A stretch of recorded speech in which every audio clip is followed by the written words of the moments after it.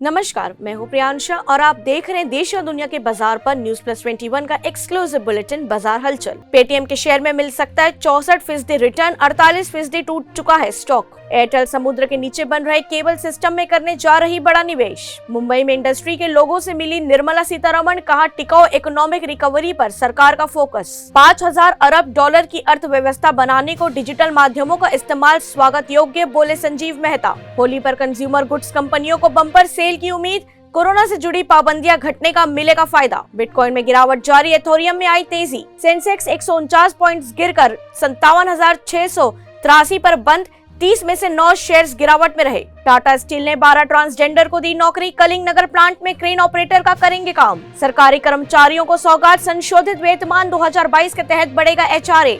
जियो IAX की समुद्री cable प्रणाली मालदीव को जोड़ेगी। ऐसे ही तमाम जानकारी से लगातार अपडेट रहने के लिए हमारे चैनल को लाइक और सब्सक्राइब करना ना भूलें। नोटिफिकेशन के लिए बेल आइकन जरूर दबाएं। देखते रहिए न्यूज प्लस 21, आपके हक की बात।